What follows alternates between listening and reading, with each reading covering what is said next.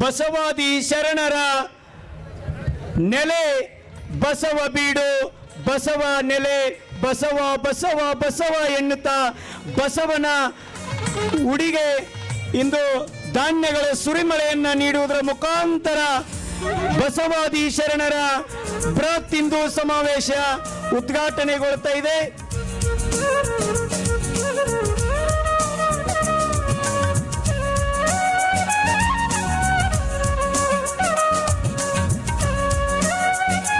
ಶಂಖ ಕಾಳೆನಾದದೊಂದಿಗೆ ಕೂಡ ಕಾರ್ಯಕ್ರಮವನ್ನು ಪುಸ್ತಕವನ್ನ ಬಿಡುಗಡೆ ಮಾಡತಕ್ಕಂಥದ್ದು ಪರಮ ಪೂಜ್ಯ ಅದೃಶ್ಯ ಕಾಡಸಿದ್ದೇಶ್ವರ ಮಹಾಸ್ವಾಮೀಜಿಯವರು ಹಾಗೂ ಮಾಡ್ಕೊಳ್ತಾ ಇದ್ದೇವೆ.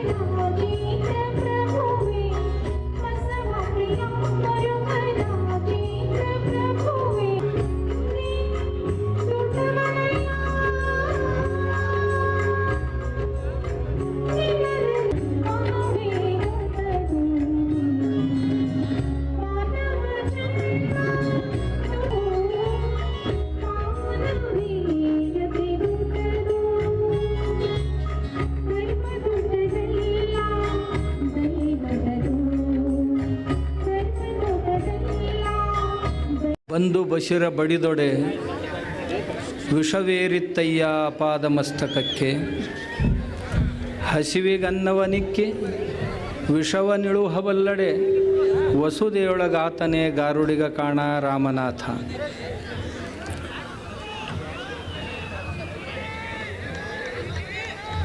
ಜಗತ್ತಿಗೆ ಸಮತೆಯ ಸಂದೇಶವನ್ನು, ಸ್ವಚ್ಛ ಶುದ್ಧ ಸಮಾಜವನ್ನು ಕೊಟ್ಟು ಹೋದಂಥ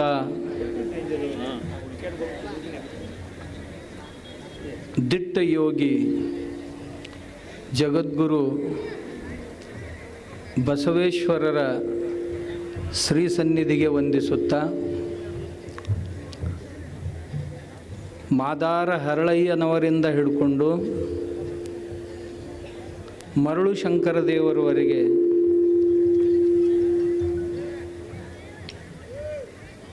ಎಲ್ಲ ಶರಣ ಬಳಗ ಯಾವ ಸಮಾಜವನ್ನು, ಅಪೇಕ್ಷಿತ ಸಮಾಜವನ್ನು ನಿರ್ಮಿಸುವಲ್ಲಿ ತನ್ನ ಯೋಗದಾನವನ್ನು ನೀಡಿತೋ ಆ ಎಲ್ಲ ಶರಣರ ಶ್ರೀ ಸನ್ನಿಧಿಗೆ ವಂದಿಸುತ್ತಾ, ವೇದಿಕೆಯ ಮೇಲೆ ಉಪಾಸೀನರಾಗಿ ನಮ್ಮೆಲ್ಲರಿಗೂ ಆಶೀರ್ವಚನಗಳನ್ನು ನೀಡಿದಂಥ ಹಿರಿಯರಾದ ಮಾರ್ಗದರ್ಶಕರು ಆದಂಥ ಸಿಂದಗಿ ಸಾರಂಗ ಮಠದ ಪ್ರಭು ಸಾರಂಗಧರೇಶ್ವರ ಶ್ರೀಗಳೇ ಆದಿಯಾಗಿ ಎಲ್ಲ ಪೂಜ್ಯಪಾದರ ಮಾತೆಯರ ಚರಣಗಳಲ್ಲಿ ಪ್ರಣಾಮಗಳನ್ನು ಹೇಳ್ತಾ, ವೇದಿಕೆಯ ಮೇಲೆ ಆಸೀನರಾಗಿರುವಂಥ ರಾಜನೈತಿಕ ಕ್ಷೇತ್ರದ ಎಲ್ಲ ಹಿರಿಯರಲ್ಲಿ, ಎದುರಿಗೆ ಉಪಸ್ಥಿತರಿರುವಂಥ ಎಲ್ಲ ಶರಣ ತಂದೆ ತಾಯಿಗಳಲ್ಲಿ ಅನಂತ ಶರಣಾರ್ಥಿಗಳು.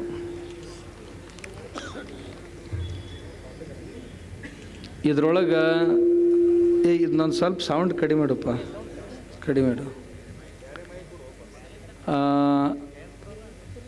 ಅಲ್ಲಿ ಹಿಂದೆ ಕುರ್ಚಿ ಖಾಲಿ ಅದಾವು, ಇಲ್ಲಿ ಮುಂದೆ ಮಂದಿ ಭಾಳ ಬಂದು ನಿಂತೈತೆ. ಹಾಂ,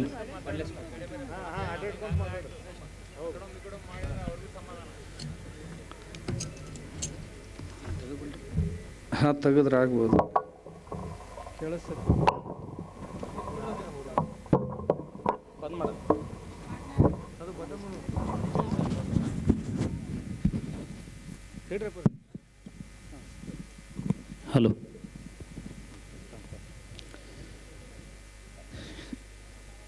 ಬಹಳ ದಿವಸದ ಮ್ಯಾಗ ಇವತ್ತ ನಾಳೆ ಅನ್ಕೊಂತ ಕಡೆಗೆ ಇವತ್ತು ಸೇರಿವಿ ಎಲ್ಲರೂ. ಇದು ಬಹಳ ಪೂರ್ವದಲ್ಲಿ ಆಗಬೇಕಾದಂಥ ಸಮಾವೇಶ ಆಗಿತ್ತು. ಇದರೊಳಗೆ ಬಹಳ ಮಂದಿ ಬಂದಿರಿ. ಕೆಲವು ಮಂದಿ ಈ ಕಾಡಸಿದ್ದೇಶ್ವರ ಸ್ವಾಮಿ ಹಿಂಗೆ ಮಾತಾಡ್ತಾನಂದ್ರೆ ಹೆಂಗಾರ ಅದಾನ ನೋಡೋಣಂತ ಬಂದವರು ಒಂದಿಷ್ಟು ಮಂದಿ ಅದ್ರಿ ಇದ್ರಾಗ.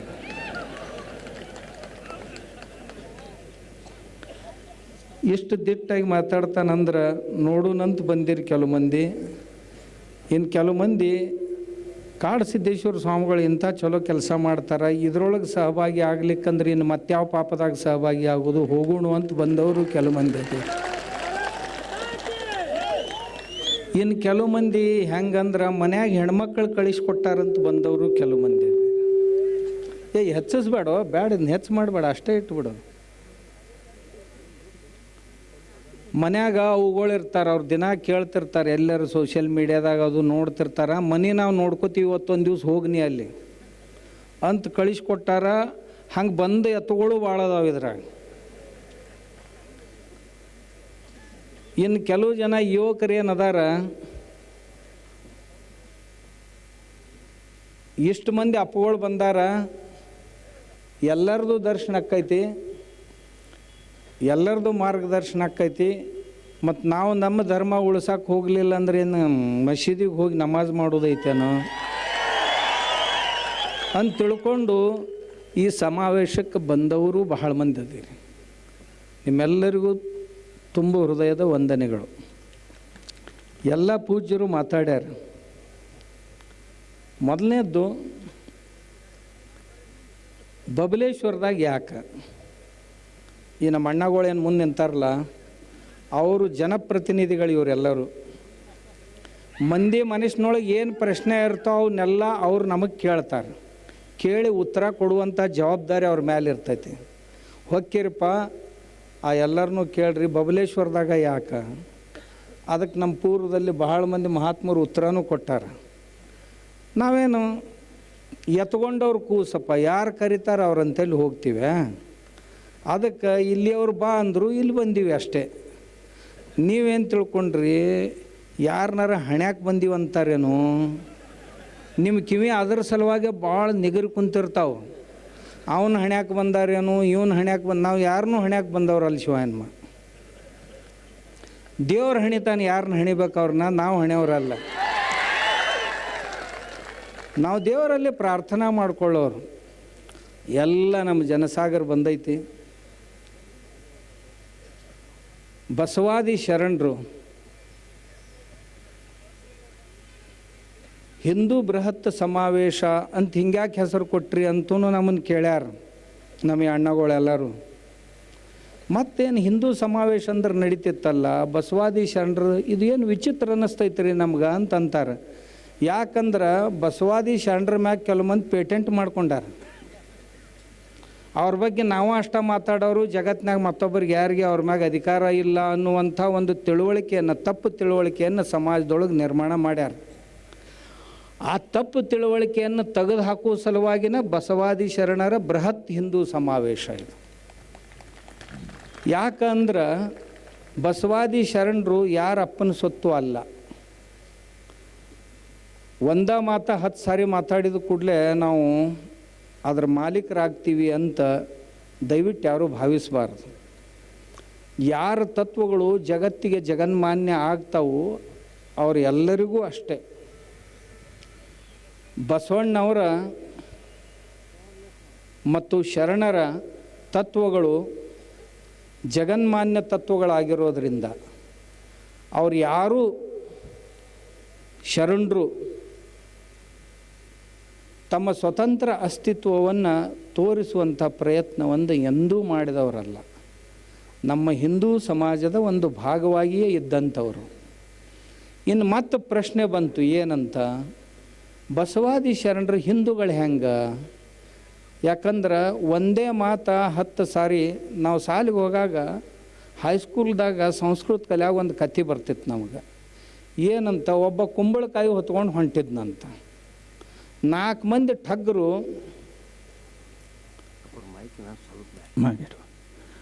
4 ಮಂದಿ ಠಗ್ಗರು ಕುಂಬಳಕಾಯಿ ಒಗಸ್ಬೇಕಂದ್ರು, ತೊಗೊಂಡು ಹೋಗ್ಬೇಕಂದ್ರಂತ. ಒಬ್ಬ ಇಲ್ಲಿ ನಿಂತ, ಒಬ್ಬ ಅಲ್ಲಿ ನಿಂತ, ಒಬ್ಬ ಅಲ್ಲಿ ನಿಂತ ಅದೇ ದಾರ್ಯಾಗ. ಮೊದಲನೇ ಒಂದ, ನಾಯಿ ಹೊತ್ಕೊಂಡು ಎಲ್ಲಿ ಹೊಂಟಿ ಅಂದ. ಇವ ಹಿಂಗೆ ನೋಡಿದ, ನಾಯಿ ಅಲ್ಲಿದು ಕುಂಬಳಕಾಯಿ ಐತಂದ. ಮುಂದಕ್ಕೆ ಹೋದ. ಅವ ಅಂದ, ನಾಯಿ ಹೊತ್ಕೊಂಡು ಎಲ್ಲಿ ಹೊಂಟಿಯೋ ಅಂದ. ಇವಂಗೆ ಸಂಶಯ ಬಂತು, 2 ಸರಿ ಆಯ್ತು, ಇದು ನಂದು ಕುಂಬಳಕಾಯಿ ಐತಿ, ಇವ ನಾಯಿ ಅಂತಾನಲ್ಲ ಅಂತ. ಅಲ್ಲಿಂದ ಮನುಷ್ಯನಾಗ ಒಂದು ಜರಾನ ಸಂಶಯ ಬರಕ್ಕೆ ಹತ್ತವಂಗೆ ಅಷ್ಟೊತ್ತಿಗೆ. ಇನ್ನೊಂದು ಜರ ಮುಂದಕ್ಕೆ ಹೋದ. ಅವ ಮತ್ತೊಬ್ಬ ಕೇಳಿದೆ, ನಾಯಿ ಹೊತ್ಕೊಂಡು ಎಲ್ಲಿ ಹೊಂಟಿ ಅಂದ. ಇವ ಮುಟ್ಟಿ ನೋಡಿದ ಮತ್ತದನ್ನು, ಇದು ಕುಂಬಳಕಾಯಿ ಐತಿ ಅಂದವು. ಅವ ಕಡೆಗೊಬ್ಬ ನಿಂತಿದ್ನಲ್ಲೇ, ಹುಚ್ಚಪ್ಯಾಲಿ ನೀ ಗುಡ್ಯಾನ ದೊಡ್ಡ ಪೂಜಾರಿಯಾಗಿ ಹಿಂಗೆ ನಾಯಿ ಹೊತ್ಕೊಂಡು ಹೋಗ್ಕಾರನಂದ. ಅನ್ನೋಣ ದಪ್ಪನ ಒಗದವನ ಹೋಗೇ ಬಿಟ್ಟ. ಅಷ್ಟೊತ್ತಿಗೆ ಅವನ ತಲೆ ಕೆಟ್ಟ ಹೋಗಿತ್ತು. 4 ಮಂದಿ ಕೂಡಿ ಒಬ್ಬನ ತಲೆ ಒಂದೇ ಮಾತ 4 ಸರಿ ಮಾತಾಡಿ ಅವನ ತಲೆ ಕೆಡಿಸಿದ್ರು. ಹ್ಯಾಂಗೆ ಒಬ್ಬನ ತಲೆ ಕೆಡಿಸಿದ್ರಲ್ಲ, ಹಂಗೆ ಈ ತಲೆಗೆಡಕ್ಕೆ ಗ್ಯಾಂಗ್ ಏನೈತಲ್ಲ, ಅದೇ ಅದೇ ಅದೇ ಅದೇ ಮಾತಾಡಿ ಈಗೇನು ಕೇಳಿದ್ರಲ್ಲ ಈಗ ನೀವು ಇಂಥ ಮಾತಾಡಿ ನಮಗೆ ನೋವಾಗೋದು ಎಲ್ಲಿ ಅಂದ್ರೆ, ಇಂಥ ಮಾತುಗಳನ್ನೆಲ್ಲ ಬಸವಣ್ಣವ್ರ ಹೆಸರಲ್ಲೇ ಕಪ್ಪಿಸ್ಲಾಕ ಹತ್ತಾರಲ್ಲ, ಇದು ನಮಗೆ ನೋವಾಗೈತಿ. ಇಂಥ ಮಾಡಬಾರ್ದಂಥ ಹೇಯ ಕೃತ್ಯವನ್ನು ತಾವು ಮಾಡಿ ಬಸವಣ್ಣವ್ರ ಹೆಸರಲ್ಲೇ ಕಪ್ಪಿಸ್ತಾರಲ್ಲ, ಬಸವಣ್ಣವ್ರ ನಾಸ್ತಿಕ್ ಮಾಡ್ಲಿಕ್ಕೆ ಹೊಂಟಾರಲ್ಲ. ಬಸವಣ್ಣವರು ದಾರ್ಶನಿಕರು, ಋಷಿತುಲ್ಯ ವ್ಯಕ್ತಿಗಳು. ಬಸವಣ್ಣವರು ಅಂಕು ಡೊಂಕುಗಳನ್ನು ತಿದ್ದಿ ಸಮಾಜವನ್ನು ಸುಂದರಗೊಳಿಸುವಂಥ ಒಬ್ಬ ಮಹಾಪುರುಷ. ನಮ್ಮ ಹಿಂದೂ ಸಮಾಜದಲ್ಲಿ ಏನಾದರೂ ಅಂಕು ಡೊಂಕುಗಳು ಇದ್ದು ಅಂತಂದ್ರೆ ಆ ಅಂಕು ಡೊಂಕುಗಳನ್ನು ತೆಗೆದು ಶುದ್ಧ ಬುದ್ಧವಾದಂಥ ಸಮಾಜ, ಶುದ್ಧ ಹಿಂದೂ ಸಮಾಜವನ್ನು ನಮ್ಮ ಕೈಗೆ ಕೊಟ್ಟಂಥ ಮಹಾಪುರುಷ ಬಸವಣ್ಣ. ಅತ್ಯಂತ ಶುದ್ಧ ಬುದ್ಧಿ. ಏನೇ ಚಿಕ್ಕ ಪುಟ್ಟ ದೋಷಗಳಿದ್ದು ಅಂತಂದ್ರೆ ಇದ್ದೇ ಇರ್ತಾವೆ ಸಮಾಜದಲ್ಲಿ. ಮನೆಗೆ ಬಾಗಿಲ ಕಿಟಕಿ ತೆಗೆದಿಟ್ಟಿದ್ದೀವಿ ಅಂದ್ರೆ ಧೂಳು ಬಂದು ಬೀಳತ್ತಿರ್ತೈತಿ, ಹೊಲಸಾಗತ್ತಿರ್ತೈತಿ, ಯಾರಾರ ಅದನ್ನು ಜಾಡ್ಸೋರು ಇರಬೇಕಾಕೈತಿ. ಹಾಗೆ ಯಾವುದೇ ಪರಂಪರೆ ಒಂದಿತ್ತು ಅಂತಂದ್ರೆ ದೈನಂದಿನ ಜೀವನದಲ್ಲಿ ದೇಶ, ವಸ್ತು, ಕಾಲ, ಪರಿಸ್ಥಿತಿಗಳಿಗೆ ಅನುಸಾರವಾಗಿ ಕೆಲವೊಂದು ಅವಾಂಛಿತ ಧೂಳು ಬಂದು ಬೀಳ್ತಿರ್ತೈತಿ, ಅದನ್ನು ಜಾಡಿಸೋದು ಅವಶ್ಯಕತೆ ಇರ್ತೈತಿ. ಹಂಗೆ ಜಾಡಿಸಿ ಶುದ್ಧ ಬುದ್ಧವಾದಂಥ ಹಿಂದೂ ಧರ್ಮವನ್ನು ನಮ್ಮ ಕೈಗೆ ಕೊಟ್ಟು ಹೋದಂಥವ್ರು ಬಸವಾದಿ ಶರಣರು. ಇದನ್ನು ನಾವು ಮರಿಬಾರ್ದು. ನಮ್ಮಲ್ಲಿ ಏನೇನೋ ಚಿಕ್ಕ ಪುಟ್ಟ ದೋಷಗಳಿತ್ತು, ಇಲ್ಲ ಅಂತಿಲ್ಲ, ಅದು ಸದಾ ಕಾಲ ಇರ್ತೈತಿ. ಬಹಳ ಜನ ಯದಾ ಯದಾ ಹಿ ಧರ್ಮಸ್ಯ ಗ್ಲಾನಿರ್ಭವತಿ ಭಾರತ ಅಭ್ಯುತ್ಥಾನಂ ಅಧರ್ಮಸ್ಯ ತದಾತ್ಮಾನಂ ಸೃಜಾಮ್ಯಹಂ. ಯಾವಾಗ ಅಧರ್ಮ ಅಭ್ಯುದಯವನ್ನು ಕಾಣುತ್ತಲ್ಲ, ಆವಾಗ ಮಹಾಪುರುಷರು ಬರ್ತಾರೆ. 12ನೇ ಶತಮಾನದಲ್ಲಿ ಬಸವಣ್ಣವರು ಮತ್ತು ಹರಳಯ್ಯನವರಿಂದ ಹಿಡ್ಕೊಂಡು ಮರಳು ಶಂಕರ ದೇವರವರೆಗೆ ಸಾವಿರಾರು ಮಹಾತ್ಮರು ಬಂದರು. ಪ್ರತಿಯೊಬ್ಬರು ತಮ್ಮ ತಮ್ಮ ಸಾಮರ್ಥ್ಯಕ್ಕನುಸಾರವಾಗಿ ಮತ್ತೊಬ್ಬರಿಗೆ ಹೆಚ್ಚು ಹೇಳದೆ ತಮ್ಮ ಆಚರಣೆಯಿಂದ ಸಮಾಜವನ್ನು ತಿದ್ದಿದರು. ಈಗ ಇತ್ತೀಚೆಗೆ ಏನು ನಡೆದೈತಿ, ನಾ ಹಂಗಾಯ ರಾಮ ನೀವು ಅಟ್ಟ ಸುಧಾರಣೆ ಆಗ್ರಿ ಅಂತೂ ಉಪದೇಶ ಮಾಡೋರು ಬಂದಾರ. ನಾವೇನು ತಿದ್ದವ್ರಲ್ಲ, ನೀವೆಲ್ಲರೂ ಸುಧಾರಣೆ ಆಗಬೇಕು, ನಾವು ಮಾತ್ರ ಹೆಂಗಿರ್ಬೇಕು ಹಂಗೆ ಇರೋರು. ಹೀಗಾಗಿ 800 ವರ್ಷ ಆಯ್ತು ಬಸವಣ್ಣವ್ರು ಹೇಳಿದ್ದು ಒಬ್ಬರು ಸುಧಾರಣೆ ಆಗಲಿಲ್ಲ. ಯಾಕೆ ಆಗಲಿಲ್ಲಪ್ಪ? ಹೇಳೋರ ಸುಧಾರಿಸಿಲ್ಲ ಅಂದಾಗ ಇನ್ನು ಕೇಳೋರು ಯಾವಾಗ ಸುಧಾರಿಸೋರು?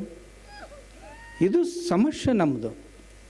ಅದಕ್ಕೆ ನಾವು ಆತ್ಮ ಪರೀಕ್ಷಣೆಯನ್ನು ಮಾಡ್ಕೋಬೇಕು. ನಾವು ಯಾವ ಮಾತನ್ನು ಹೇಳ್ತೀವಿ? ಯಾಕೆ ಬಸವಾದಿ ಪ್ರಮಥರು ಇವರೆಲ್ಲರೂ ಹಿಂದೂಗಳೇ. ಯಾಕೆ ಹಿಂದೂಗಳು? ಹಾಗಾದರೆ ಹಿಂದೂಗಳು ಯಾರು ಅಂತ ಒಂದು ಸಾರಿ ವಿಚಾರ ಮಾಡಿ. ಯಾರಿಗೆ ಹಿಂದೂಗಳಂತ ಕರಿಬೇಕು? ಯಾರು ದೇವರಲ್ಲಿ ವಿಶ್ವಾಸ ಇಡ್ತಾರೋ, ದೇವರನ್ನು ನಂಬುತ್ತಾರೋ ಅವರು ಹಿಂದೂಗಳು. ಒಂದು, ಆ ದೇವರು ಎಂಥದ್ದು? ದೇವನೊಬ್ಬ ನಾಮ ಹಲವು ಅಂತ ಯಾರಿಗೆ ವಿಶ್ವಾಸ ಐತಿ? ಯಾಕಂದರೆ ದೇವ್ರು ಇರೋನು ಈ ಜಗತ್ತಿನಾಗ ಒಬ್ಬನ, ಅವನ ನಾಮರೂಪ ಮಾತ್ರಗಳು ಭಿನ್ನ ಭಿನ್ನ. ಯಾರು ಅವನನ್ನು ಶಿವ ಅಂತ ಕರಿಬಹುದು, ವಿಷ್ಣು ಅಂತ ಕರಿಬಹುದು, ಬ್ರಹ್ಮ ಅಂತ ಕರಿಬಹುದು, ದೇವಿ ಅಂತ ಕರಿಬಹುದು, ಗಣಪತಿ ಅಂತ ಕರಿಬಹುದು, ಮತ್ತಿನ್ಯಾವುದೋ ರೂಪದಲ್ಲಿ ನಾಮ ಮತ್ತು ರೂಪಗಳು ಮಾತ್ರ ಭಿನ್ನ ಭಿನ್ನ ಇರ್ತವೆ. ಆದರೆ ದೇವ್ರು ಇರೋದು ಮಾತ್ರ ಒಂದೇ. ಹೇಗೆ ಗೋಧಿ ಒಂದೇ ಆಗಿದ್ದರೂ ಸಹಿತ ಸಜ್ಜಕಾನೂ ಆಕ್ಕೈತಿ, ಶಿರಾನೂ ಆಕ್ಕೈತಿ, ಪುರೇನೂ ಆಕ್ಕವು, ಚಪಾತಿನೂ ಆಕ್ಕವು, ಮಾದ್ಲಿನೂ ಆಕ್ಕೈತಿ. ಚಪಾತಿ, ಶಿರಾ, ಮಾದ್ಲಿ ಅಂತ 10 ಹೆಸರು ಬಂದರೂ ಸಹಿತ, 10 ರೂಪಗಳಿದ್ದರೂ ಸಹಿತ ಮೂಲ ಧಾತು ಒಂದೇ. ಅದು ಯಾವುದು ಅಂದ್ರೆ ಗೋಧಿ. ಹಾಗೆ ನಮ್ಮ ಒಬ್ಬನೇ ಒಬ್ಬ ದೇವರಿಗೆ ಹಲವು ನಾಮಗಳು ಅಂತ ಬಸವಣ್ಣವರೇ ಹೇಳ್ಯಾರ. ಆದ್ದರಿಂದ ಬಸವಣ್ಣವರು ಹಿಂದೂಗಳು. ಇದನ್ನು ನಾವು ತಿಳ್ಕೋಬೇಕು. ಆಮೇಲೆ ಬಸವಣ್ಣವರು ದೇವರ ಬಗ್ಗೆ ನಂಬಿಕೆಯನ್ನು ಹೇಳಿದರು. ಎತ್ತ ನೋಡಿದಡತ್ತತ್ತ ನೀನೇ ದೇವ, ಸಕಲ ವಿಸ್ತಾರದ ರೂಹು ನೀನೇ ದೇವ, ವಿಶ್ವತೋ ಪಾದ, ವಿಶ್ವತೋ ಬಾಹು, ವಿಶ್ವತೋ ಚಕ್ಷು, ಇವೆಲ್ಲವೂ ನೀನೇ ಆಗಿದ್ದೀಯಾ ಅಂತ. ಅದನ್ನೇ ಸಂಸ್ಕೃತದಲ್ಲಿ ವೇದಗಳು ಬೇರೆ ಮಾತಿನಲ್ಲಿ ಇದನ್ನೇ ಹೇಳಿವೆ. ಪುರುಷ ಸೂಕ್ತದಲ್ಲಿ ಇದೇ ಮಾತು ಬರುತ್ತೆ, ಇಂಥದ್ದನ್ನೇ ಹೇಳಿದ್ದಾರೆ. ಆದ್ದರಿಂದ ಬಸವಣ್ಣವರು ಹಿಂದೂಗಳು ಅಂತ ನಾವು ಒಪ್ಕೋಬೇಕು. ಎರಡನೇದಾಗಿ ಯಾರಿಗೆ ಹಿಂದೂಗಳು ಅಂತ ಕರೀತಾರೆ ಅಂದರೆ, ದೇವರು ನಮ್ಮ ಏನದಾವಲ್ಲ, ಕೆಲವೊಂದು ಇರುವುದು ಒಂದೇ, ನಿರ್ಗುಣ ನಿರಾಕಾರನಾಗಿದ್ದರೂ ಸಹಿತ ಆ ದೇವರನ್ನು ಕಾಣಲಿಕ್ಕೆ ಸಗುಣ ಸಾಕಾರ ರೂಪಗಳು ಬೇಕಾಗ್ತಾವೆ. ಈ ಗಾಳಿಯೊಳಗೆ ನೀರಿದ್ದರೂ ಸಹಿತ ಪುಸ್ ಪುಸ್ ಅಂಥೇಳಿ ಸೊರ ಅಂತ ಜಗ್ಗಿದ್ರೆ ನೀರು ಬಾಯಾಗ ಬರುವುದಿಲ್ಲ. ಅದಕ್ಕೊಂದು ಯಂತ್ರ ತಯಾರು ಮಾಡಬೇಕಾಗ್ತತಿ. ಮಾಡಿ ನೈಟ್ರೋಜನ್ ಸಪ್ರೇಟ್ ಮಾಡ್ಬೇಕಾಕತಿ, ಕಾರ್ಬನ್ ಸಪ್ರೇಟ್ ಮಾಡ್ಬೇಕಾಕತಿ, ಹೈಡ್ರೋಜನ್ ಅಷ್ಟೇ ತೊಗೋಬೇಕಾಕತಿ. ತೊಗೊಂಡು ನಾವು H2O ಅಂತ ಏನಂತೀವಲ್ಲ, ಆ H2O ತೊಗೊಂಡು ಬಿಡ್ಬೇಕು ಇದ್ರೊಳಗಿಂದು. ಅಂದ್ರೆ ನೀರು ನಮಗೆ ಇದ್ರೊಳಗೆ ಸಿಗ್ತೈತಿ. ಇದ್ರೊಳಗೆ ಎಲ್ಲ ಕಡೆಯೂ ನೀರು ಐತಿ, ಆದರೆ ಎಲ್ಲಿ ಬೇಕಲ್ಲಿ ತೊಗೋತೀನಿ ಅನ್ನಕ್ಕೆ ಬರೋದಿಲ್ಲ. ಹಾಗೆ ದೇವರು ಎಲ್ಲೆಡೆಗೆ ಇದ್ದಾನ. ಹವ ಏನಿಲ್ಲ, ನೀ ಇದ್ರೊಳಗೆ ತುಂಬೈತೆ. ಹಾಗಾದ್ರೆ ಇಷ್ಟು ಹವಾ ಹೊರಗೆ ತುಂಬಿರೋ ಹೊತ್ತಿನಾಗ ಟಯರ್ನಾಗ ಯಾಕೆ ಹೊಸ ಮತ್ತು ಪಂಪಲ್ಲಿ ಹವಾ ತುಂಬಬೇಕಪ್ಪ? ಮತ್ತು ಇಷ್ಟೆಲ್ಲ ಹವಾ ಐತಿ, ಟಯರ್ದಾಗ ಯಾಕೆ ತುಂಬಬೇಕು? ಆ ಟ್ಯೂಬ್ನಾಗ ಯಾಕೆ ಹವಾ ತುಂಬಬೇಕು? ಅಲ್ಲಿ ಟ್ಯೂಬ್ನಾಗ ತುಂಬಕ್ಕೆ ಮತ್ತೊಂದು ಕಾಂಪ್ರೆಸರ್ ಬೇಕಾಕೈತಿ. ಅದು ಹೆಂಗೆ ಈ ಹವಾ ತುಂಬಕ್ಕೆ ಕಾಂಪ್ರೆಸರ್ ಬೇಕಾಕೈತಲ್ಲ, ಹಂಗೆ ಆ ನಿಜವಾದಂಥ ನಿರ್ಗುಣ ನಿರಾಕಾರನಾದಂಥ ದೇವನನ್ನು ಕಾಣಲಿಕ್ಕೆ ಸಗುಣ ಸಾಕಾರವಾದಂಥ ಮೂರ್ತಿ ಉಪಾಸನೆಗಳು ಬೇಕಾಗ್ತವು ಅನ್ನೋದನ್ನು ನಾವು ಅರಿತುಕೊಳ್ಬೇಕು. ಅದನ್ನು ಕೆಲವರು ದೇವಾಲಯಗಳಲ್ಲಿ ಮೂರ್ತಿ ರೂಪದಲ್ಲಿ ಕೊಟ್ಟರು, ಬಸವಣ್ಣವರು ಅದನ್ನು ನಮ್ಮ ಕೈಯೊಳಗೆ ಲಿಂಗ ರೂಪದಲ್ಲಿ ಕೊಟ್ಟರು. ಇನ್ನು ಮತ್ತು ಕೆಲವು ಜನ ಏನಂತಾರ, ಕಲ್ಲು ದೇವರು ದೇವರಲ್ಲ, ಮಣ್ಣು ದೇವರು ದೇವರಲ್ಲ ಅಂತ ಬಸವಣ್ಣವ್ರು ಹೇಳ್ಯಾರ. ಮತ್ತು ನಾವು ಕೈಯಾಗ ಹಿಡ್ಕೊಂಡು ಲಿಂಗಪ್ಪ ಎದರ್ದಪ್ಪ ಅದು? ಅದನ್ನೇನು ಗಾಳಿಲೇ ತಯಾರು ಮಾಡ್ಯಾರ? ನಾವು ಇಷ್ಟು ಲಿಂಗ ನಮ್ಮ ಕೈಯಾಗ ಐತಲ್ಲ, ಅದನ್ನ ಎದರಲ್ಲೇ ತಯಾರು ಮಾಡ್ಯಾರ. ಆದ್ದರಿಂದ ಎಲ್ಲ ವಚನಗಳನ್ನು, ಸಾಂದರ್ಭಿಕ ಮಾತುಗಳನ್ನು ಸಾಂದರ್ಭಿಕವಾಗಿ ಯಾರೋ ಒಬ್ಬ ಪೂರ ಆಯುಷ್ಯನ ಅದರಾಗ ಕಳೆದಾನ. ಅಂಥ ಮನುಷ್ಯಾಗ ಬುದ್ಧಿ ಹೇಳೋ ಸಲುವಾಗಿ ಒಂದು ಹೇಳಿದ ಮಾತು ಹೊರತು ಅದು ಸರ್ವರಿಗೂ ಹೇಳಿದಂಥ ಮಾತು ಅಲ್ಲ ಅನ್ನೋದನ್ನು ನಾವು ತಿಳ್ಕೋಬೇಕು. ಇಂಥ ವಚನಗಳು ಬಹಳದವು ಬಸವಣ್ಣವರು. ಒಂದು ವಚನ ಮತ್ತೊಂದು ವಚನಕ್ಕೆ ವಿರೋಧ ಮಾಡುತ್ತೆ. ಹಿಂಗಂತ ತಿಳ್ಕೊಂಡು ಇಂಥ ವಿರೋಧಾಭಾಸಿ ವಚನಗಳನ್ನು ಅಣ್ಣವ್ರು ಹೆಂಗೆ ಹೇಳಿದರು ಅಂತ ಅನ್ನಬಾರ್ದು. ಅವು ಸಾಂದರ್ಭಿಕ ಉಪದೇಶಗಳು. ಹೇಗೆ ಜನ ಭೇಟಿ ಆಗ್ತಾ ಹೋದರು, ಆಗಾಗ ಅವ್ರಿಗೆ ಉಪದೇಶ ಮಾಡ್ತಾ ಹೋದರು. ಬಸವಣ್ಣವರು ಆ ದೇವರನ್ನು ಹೇಳುವಾಗ ಈ ಸ್ಥೂಲ ದೇವರನ್ನು ಒಪ್ಪುವುದಿಲ್ಲ, ಶಿವನನ್ನು ಒಪ್ಪುವುದಿಲ್ಲ, ವಿಷ್ಣುವನ್ನು ಒಪ್ಪುವುದಿಲ್ಲ, ಹಿಂಗಂತ ಹೇಳ್ತಿರ್ತಾರೆ. ನಾನು ಬಸವಣ್ಣವ್ರದ ಒಂದು ವಚನವನ್ನು ತಮಗೆ ಹೇಳ್ತೀನಿ.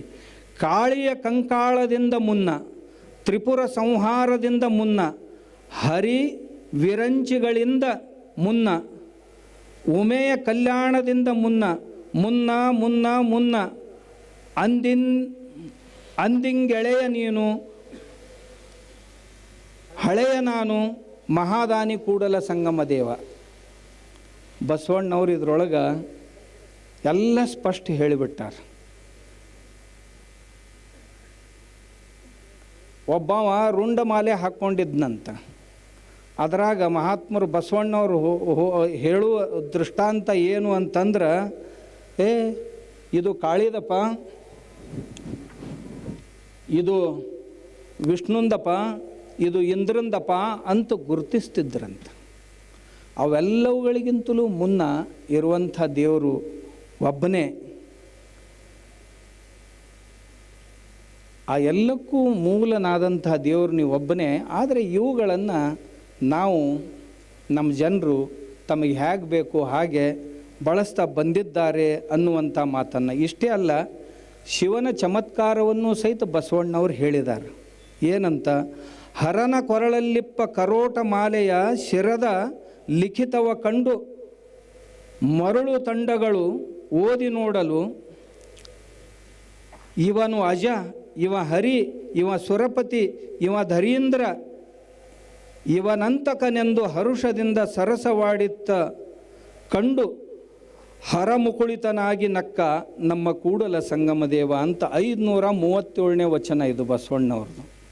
ಈ ವಚನದ ತಾತ್ಪರ್ಯ ಏನಂದ್ರೆ, ಶಿವ ತನ್ನ ಸುತ್ತ ಇರುವಂಥ ಭೂತಗಳು ಅಂತೇನಿರ್ತಾವು, ಆ ಭೂತಗಳು ಶಿವನ ಕಡೆ ನೋಡ್ತಿದ್ದು ಅಂತ, ಆತನ ಕೊರಳಲ್ಲಿಯ ರುಂಡಮಾಲೆಯನ್ನು ನೋಡಿ ಅಂತಿದ್ದು ಅಂತ, ಅಲ್ಲಿರುವ ರುಂಡಗಳನ್ನು ಗುರುತಿಸ್ತಿದ್ರಂತ. ಇದು ಬ್ರಹ್ಮನ ತಲೆ, ಇದು ವಿಷ್ಣುವಿನ ತಲೆ, ಇದು ಕಾಳಿಯ ತಲೆ ಅಂತ ಅಂತಿದ್ರಂತ. ಬಸವಣ್ಣವರು ಇಂಥ ಯಾವ ದೇವ್ರನ್ನೂ ಒಪ್ಕೊಂಡಿದ್ದಿಲ್ಲ ಅಂತ ಯಾರ್ಯಾರು ಹೇಳ್ತಾರಲ್ಲ ಅವ್ರಿಗಿದು ಉತ್ತರ. ಬಸವಣ್ಣವರು ಶಿವನ ರೂಪವನ್ನು ಇಷ್ಟು ಚೆಂದಾಗಿ ವರ್ಣನೆ ಮಾಡಿದ್ದಾರೆ. ಇಂಥ ಸುಮಾರು ವಚನಗಳು.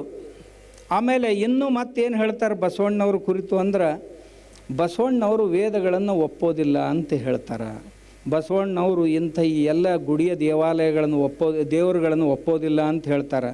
ಇದನ್ನು ಅಧ್ಯಯನ ಮಾಡಿದ್ರೆ ಸುಮಾರು 70-72 ವಚನಗಳು ಎಂಥವು ಅದಾವು ಅಂತಂದ್ರೆ, ಉಪನಿಷತ್ತುಗಳು, ಭಗವದ್ಗೀತೆ ಮತ್ತು ಆಗಮಗಳಿಂದ ಉದ್ಧೃತಗೊಳಿಸಿದಂಥ, ತಮಗೆ ಬೇಕಾದಾಗ ಉದ್ಧೃತಗೊಳಿಸಿದಂಥ ಕೆಲವೊಂದು ಶ್ಲೋಕಗಳು ಬಸವಣ್ಣವರು ವಚನಗಳಲ್ಲಿ ಬರ್ತಾವೆ. ಆಮೇಲೆ ಒಂದು 30-35 ವಚನಗಳು ಎಂಥವು ಅಂದ್ರೆ, ನಮ್ಮ ಪುರಾಣಗಳಲ್ಲಿಯೇ ಕಥೆಗಳನ್ನು ಬಸವಣ್ಣವರು ಹೇಳ್ತಾರೆ. ಸುಮಾರು ಆ 30-35 ವಚನಗಳಲ್ಲಿ 100-112 ಪುರಾಣದ ಕಥೆಗಳನ್ನು ಬಸವಣ್ಣವರು ಹೇಳಿದ್ದಾರೆ. ಇಷ್ಟೇ ಅಲ್ಲ, ಬಸವಣ್ಣವರು ಕರ್ಮ ಸಿದ್ಧಾಂತವನ್ನು, ಈಗ ಭಾಳ ಜನ ಏನು ಹೇಳಕತ್ತಾರ, ಬಸವಣ್ಣವ್ರು ಕರ್ಮ ಸಿದ್ಧಾಂತ ಒಪ್ಕೋತಿದ್ದಿಲ್ಲ, ಹಿಂದೂ ಧರ್ಮದ್ದದು ಹಂಗೆ ಹಿಂಗಂತ. ಹಂಗಿಲ್ಲ, ಬಸವಣ್ಣವರು ಕರ್ಮ ಸಿದ್ಧಾಂತವನ್ನು ಒಪ್ಕೊತಿದ್ರು. ಬಸವಣ್ಣವರು ಪೂರ್ವಜನ್ಮ ಪುನರ್ಜನ್ಮ, ಹಿಂದೂಗಳು ಯಾರಿಗೆ ಅಂತಾರ ಅಂದ್ರೆ, ಯಾರು ಪೂರ್ವಜನ್ಮ ಪುನರ್ಜನ್ಮವನ್ನು ಒಪ್ಕೊಳ್ತಾರ ಅವ್ರಿಗೆ ಹಿಂದೂಗಳಂತಾರ. ಇವ್ರು ಗದಗಿನವ್ರು ಬಂದಾರ ನೋಡ್ರಿ, ಇವ್ರು ಗೌಡ್ರು, ಈ ಅಲ್ಲಿ ದೊಡ್ಡ ಲೀಡ್ರ್ ಅದಾರ ಇವರೆಲ್ಲ, ಈ ಗದಗಿನ ಮಂದಿದು ಗದಗಿನಿಂದ ಬಂದಾರ ಅವರು. ಆಮೇಲೆ ಮಹಾರಾಷ್ಟ್ರದಿಂದ ಬಂದಾರ. ನಮ್ಮ ಸುಮ್ಬಿಡು, ನಮ್ಮ ಸ್ವಾಮೀಜಿಯವ್ರ ಟೀಮ್ನ ಬಂದೈತೆ ಮಹಾರಾಷ್ಟ್ರದಿಂದ. ಆಮೇಲೆ ಶಂಕರ ಶಿವಾಚಾರ್ಯ ಸ್ವಾಮಿಗಳ ಮನೆಯವ್ರದಾರ, ಶ್ರೀಕಂಠ ಶಿವಾಚಾರ್ಯರು ಮತ್ತು ಇವ್ರು ಬಂದ. ಸರಿ ಇನ್ನು ಸರಿ, ನಾ ಸೂಚನೆ ಬಂತೀನಿ ಸರಿ. ಎಷ್ಟೊತ್ತನ ಎಲ್ಲ ಪಾರಾಗೈತಿ. ಮತ್ತಿನ್ನು ಕೆಲವು ಮಂದಿ ಆ ಹಿಂದೆ ಈ ಒಂದು ಮಹತ್ವದ ಮಾತು ಹೇಳ್ತೀನಿ, ಅಲ್ಲಿ ಹಿಂದೆ ಕುರ್ಚಿಗಳು ಖಾಲಿ ಇತ್ತು, ಇಲ್ಲಿ ಮುಂದೆ ಮಂದಿ ಇತ್ತು. ಇನ್ನು ಏನು ನಾಳೆಗೆ ಯಾರ ಹಿಂದಿನ ಕುರ್ಚಿ ಖಾಲಿ ಕುರ್ಚಿ ತಗೊಂಡು ಫೋಟೋ ತೋರಿಸೋ ಪೈಕಿ ಅದಾರ.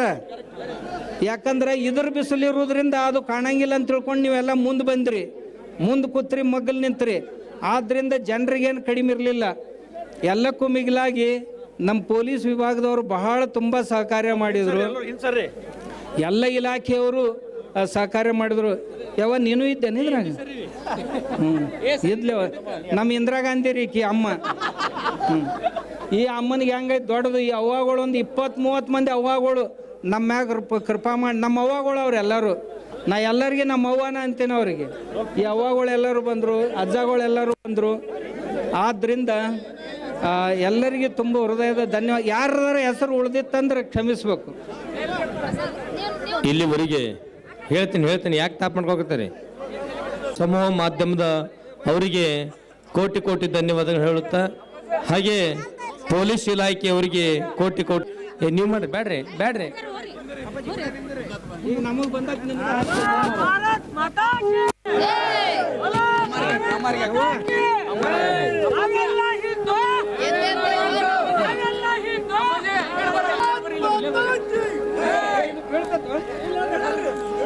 ಹಾಗೆ ಈ ಕಾರ್ಯಕ್ರಮದಲ್ಲಿ ಭಾಗವಹಿಸಿರ್ತಕ್ಕಂಥ ಎಲ್ಲ